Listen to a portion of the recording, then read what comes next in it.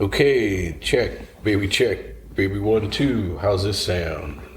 Check, baby, check. It was all the way turned down. I don't know why. So let's see how this goes. All right, I think that's good enough. Welcome back, y'all. Welcome back. I really appreciate. I think there's only one person or one download consistent from each week, and if there's a couple more out there, I do really appreciate y'all coming back. Another Saturday night. Yeah, I'm on a Saturday night kick, going off, right, moving from the Friday night throughout earlier in the fall, but then this last maybe 4 weeks I've been on Saturday night, so might get a little interference in the background from the bumping in the French Quarter. 8:40 p.m. and kind of busy weekend down here. They had the Carrier Bowl tonight.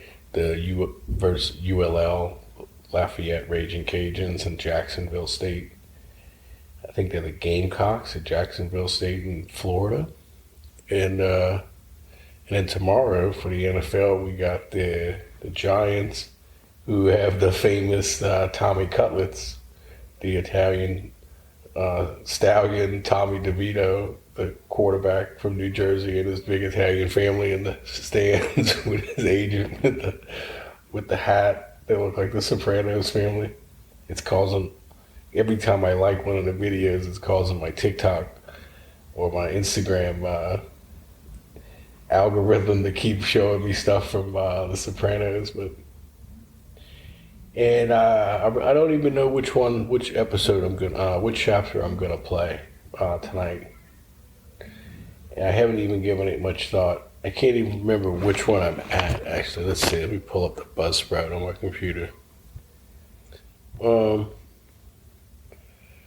Okay, Buzzsprout is refreshing.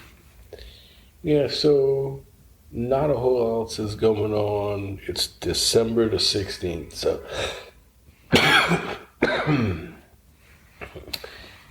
couple 9-10 days before Christmas, 9 days, whatever. Yeah, we had one download on Buzzsprout for the 13th podcast on the 9th. So today, on the 16th, we will do the 4th podcast. And then,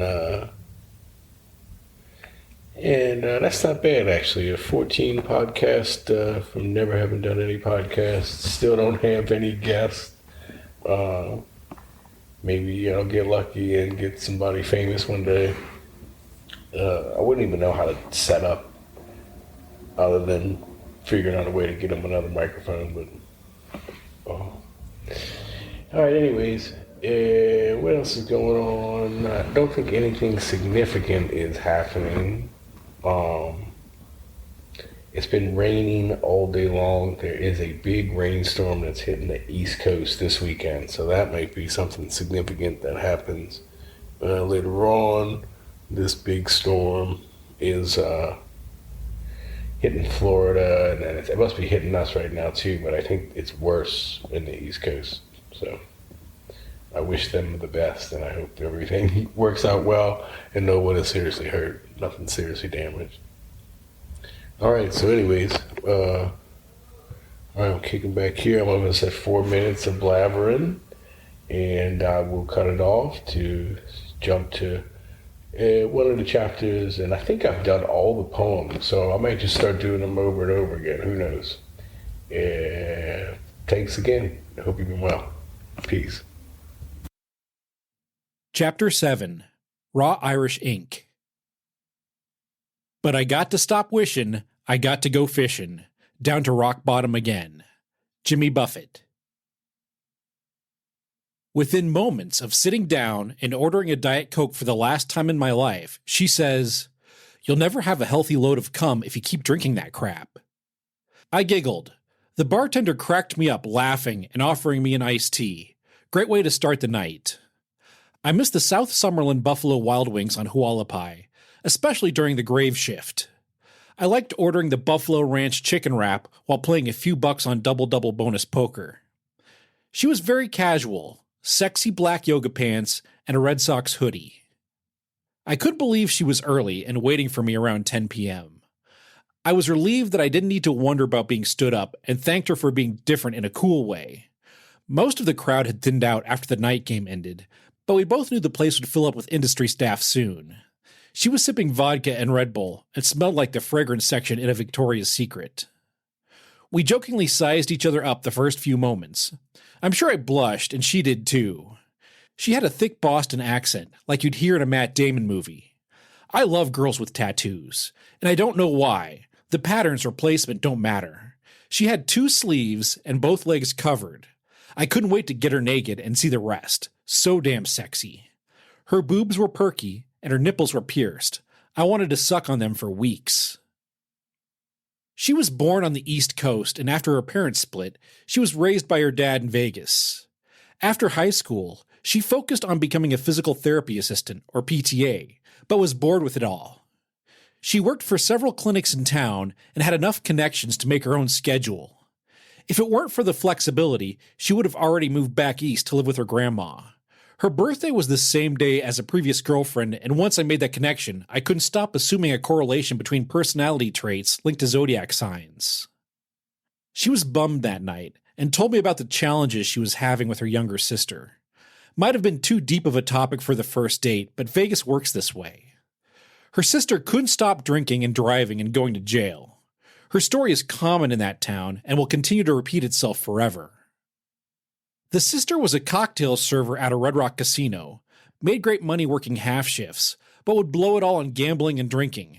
She was scared for her, but couldn't stand living in the same town and dealing with all the drama she caused. They brought her sister to rehab, kicking and screaming in the back seat, always the center of attention. She finally relented for a month-long stay and made it through the program sober. 3 days after getting out, she relapsed with another DUI, so she spent a week in jail. We hit it off quick, because by then I'd had 5 years without a drink and understood parts of what she was going through. Drunks won't stop until they hit rock bottom, and no one wants to be around when that happens. Vegas is a lonely town, and interventions should happen way more than they do. Locals joke about the parking lots of the 24-hour AA meeting near the airport being the best place to buy drugs. It's a self-inflicted, brutal place to live if you're addicted to anything. The town is built with cash from the vices it ignores. It'd be a wonderful business if one could get paid to help others quit drugs, booze, or gambling, but there's way more money in keeping them hooked. Her dad was a bellman at Caesars and had been there for 20 years, since before I moved there, making him a Vegas OG. She loved him, and it was obvious how her face lit up when she talked about him. He'd be the only part of Vegas she'd miss. She'd miss her only girlfriend, too. They'd started a podcast together, and that's where she was going after meeting me. They were discussing the local music scene, which could have been total BS or very real, I'll never know. She just turned 25 and was tired of meeting flaky people on regular dating apps and tried this one out of curiosity. She was blunt and cool about why she got on the site, and I believe the story slightly more than the Midnight Podcast. Her last boyfriend was broke, and she paid for everything, but then he cheated on her and wouldn't admit it. She was tired of flakes and said, "Fuck it, I'll try to get a purse or bag from the next guy I start fucking." Made sense to me. I liked her honesty, and she liked my accent, so we agreed to hang out again sometime. When we got up to leave, I noticed her ass was huge, and I wondered if she had injections, and couldn't wait to slide myself between her cheeks. Also made a mental note to not forget the Niagara, since I might not be long enough to make it past her buns. Okay, I remember this one. This is probably one of the dirtier ones. It's more adult for sure. Maybe I should go back and put that in the beginning, but I do label that this is an adult, podcast. Look, this young lady, I still keep in touch with her. Although she has not replied to my last text to say hi. I just haven't tried to reply to follow up. She randomly texted me probably in October or so a couple of months ago. And I'm very lucky, even though I've got my own, it's still a very lucky situation. I'm very lucky to, keep in touch with some of them. So, Yeah, that's probably why I waited so long, because this one, excuse me, this one is a little adult. You know, dirty's one way to look at it, adult's one way to look at it, whatever. Uh, and when I do think about going back and kind of editing, re-editing, or like rewriting some of the stuff or making a second edition, this is one of the chapters I'd clean up. I'd clean up the girl. I'd clean up the one that knuckles deep, and I'd clean up this one, and I'd clean them all up. But I would probably clean them up a good bit. So, anyways, yeah, Saturday night in Vegas. Hope y'all enjoy this one some more. And like I said, thank you for listening. Thanks for coming back. Peace. She liked smoking weed and hanging out on my couch, but only when she didn't have to work the next morning. Over the next few weeks, the flirting over the phone got hotter and hotter. It started off with cute snaps using different filters, like the one that made her look like a panda bear. The initial tease was playful, but I didn't reply with dick pics, so maybe she felt the need to escalate. By the time I was waking up to videos of her pulling beads out of her butt, I was ready to part ways. She came over one night, and I got to see her bare bottom up close in my kitchen. My hands couldn't grab it all at once. Both her hips were covered in tattoos. One was a green goddess with long flowing hair encircled around her pussy, and I can't remember the other. She started blowing me on the couch, but I wanted to go upstairs and away from my puppies.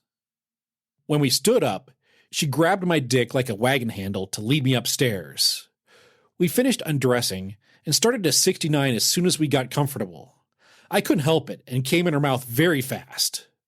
It surprised both of us because I already mentioned jerking off once that day. Quitting the Diet Coke made a difference, and she kept sucking on me after I came while my full attention was on licking her clit. When she straightened out her legs and squeezed my face, filling my mouth, I knew it was my turn to get on top. I had eaten a whole Nizagara while waiting for her to come over, so I was able to recover quicker than normal. I grabbed a condom from my nightstand, and since I wasn't quite hard enough, I asked if I could use the THC lube I picked up at the dispensary to eat it some more.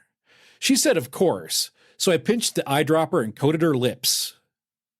I got the strawberry daiquiri flavor, and it was delicious, so I had fun licking her until my tongue was numb. I wanted to get a little more of a buzz, so I dropped some more lube and kept eating her until she exploded in my mouth again. I spit most of it back on her, and the sheets were soaked, smelling like Mardi Gras. As I predicted, I tried turning her over to straddle her bottom, but either I wasn't hard enough or my dick wasn't long enough to make it past her thick butt cheeks. I asked her to turn over again, and I got on top, kissing her and making eye contact while I throbbed inside her. The harder I pounded her, the more I could feel her splashing down my legs. She was whispering in my ear and teasing me by asking to fill her up, and I was genuinely enjoying being inside of her. I like the talking during sex. The back and forth adds a level of unique intimacy to each relationship. Hers was a combination of telling me to fill up her little pussy and asking if I wanted to fuck her raw.